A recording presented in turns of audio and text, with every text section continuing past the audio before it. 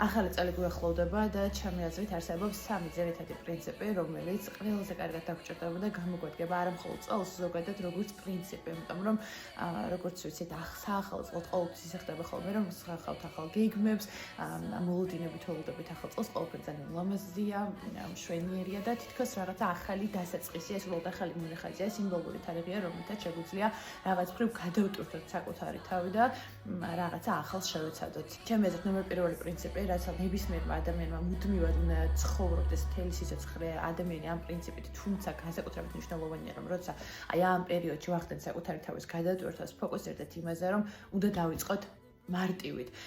ნებისმიერი დიდი მიზანი, გეგმა, ღირებულება, რომელსაც გვინდა რომ მივყვებოდეთ, რაღაც მხრივ ყოველთვის იწყება პატარ-პატარა ნაბიჯებით, იმიტომ რომ მთლიანად რაღაც მთების გადადგმა არის შეუძლებელი, მაგრამ ნაბიჯ-ნაბიჯ შესაძლებელია ამ პროცესის განხორციელება. ანუ ყველაზე მნიშვნელოვანი არის ის, რასაც ჩვენ ვაკეთებთ ყოველდღიურად და გარდა ამისა, პროცესი ხშირ შემთხვევაში უფრო დამამშვიდებელია და უფრო სიამოვნების მომტანია. მაგალითად, ნეიროქიმიურ დონეზე რომ ჩავიდეთ ჩვენს ორგანიზმში, როდესაც ვხედავთ, რომ ჩვენი მიზნისკენ მივდივართ, როდესაც ვხედავთ, რომ სწორ გზაზე ვდგავართ, სწორედ მაშინ ხდება განმტკიცება იგივე თუნდაც ნეიროტრანსმიტერებით, ვიდრე მაგალითად მაშინ, როდესაც ერთიანად რაღაც კონკრეტულ მიზეზს მივაღწევთ. აი მაგალითად, ნებისმიერ შემთხვევაში ეს შეიძლება იყოს საკუთარ თავთან დაკავშირებული ზოგადი პრინციპები, ღირებულებები, რომლებსაც მივყვებით, მაგალითად, აი ბევრჯერ გავგონია, რომ აი საკმაოდ რთულია ამ შემთხვევაში აი მაგალითად იცხოვრო ზუსტად ისე, როგორც შენს ღირებულებებს შეესაბამება.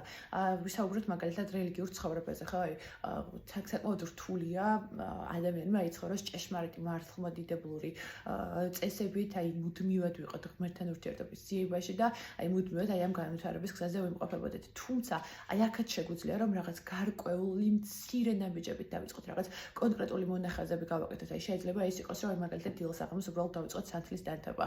იმ პატარა ლოცვებთან ერთად, რომელსაც ვამბობთ, ან შეიძლება ვთქვათ ოდნავ უფრო მეტი პასუხისმგებლობა დავაკისროთ საკუთარ თავს. იგივე შეიძლება იყოს მაგალითად ურთიერთობებში, ხო? ჩვენ საყვარელ ადამიანებთან თქვა თავიდან მივეჩვიოთ, რომ რაღაც მინიმალური დათმობებით, ან მაგალითად თქვენ სამსახურთან დაკავშირებით გვინდა რომ შევისწავლოთ ახალი პროფესია. აი თუ გვინდა რომ შევისწავლოთ ახალი ისეთი რთული პროფესია, როგორც არის ინჟინერია და ამ დროს ჩვენი განათლება და ჩვენი ცოდნა არის მთლიანად სხვა სფეროში, მაგალითად ვარ ფილოლოგი, ხო, ესე ერთნაირად ვერ გადავხტები, ხო? ჯერ რაღაცები უნდა მოვიძიო, მე რომ და მოვიძიო სად უნდა ჩავაბარო, მე რომ და მოვიძიო დაახლოებით რა უნარების განვითარება დამჭირდება. ამ მასალის ძირითადი მონახაზები უნდა ვიცოდე და ასე შემდეგ.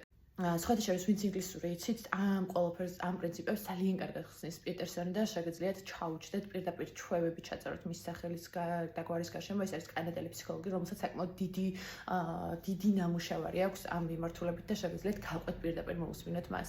მისამე, რომ ძალიან აღარ გამიგრძელდეს, ეს არის ჩემი აზრით უფრო აღქმა, რომ ახალ წელს ქმნით ჩვენგან უნდა მოდიოდეს ეს განწყობა. ანუ ყველას გვაქვს სხვა ეს მომენტი, რომ რაღაც აი ჯადოსნურ რაღაცას ველოდებით ახალი წლის ღამეს, რომ ეს ღამე უნდა იყოს განსაკუთრებული ახალი წლის ღამე, რაღაც ოცნებების ასრულება და ასე შემდეგ, მაგრამ ძალიან მნიშვნელოვანია ეს, რა თქმა უნდა, განსაკუთრებული ახალი წლის ღამე. მაგრამ მნიშვნელოვანია, რომ ჩვენ თვითონ შევექმნათ სწორი მოლოდინები, რომ აი ჩვენი განწყობიდან ძალიან ბევრი რაღაც მოდის და ჩვენ თვითონ თუ შევექმნით საკუთარ თავს იმ განწყობას, რომ ეს საღამო აუცილებლად გალომეზებდა, აუცილებლად კარგი იქნება, რაც არ უნდა მოხდეს. ნუ მე ვთქვათ ის სევდა, რომ აი რაღაც ისე ვერ მოხდა, რაღაც გაფუჭდა, ან რაღაც უფრო უკეთესად უნდა გვეგრძნო თავი, შესაძლოა უფრო ნაკლებად ესეთი სევდიანი იყოს. ამიტომ გილოცავთ დამდეგ 2026 წელს და გესურვებთ, რომ თქვენი ყველა ოცნება, ღირებულება, მიზანი თქვენ ცხოვრებაში ინტეგრირებული ყოფილიყოს.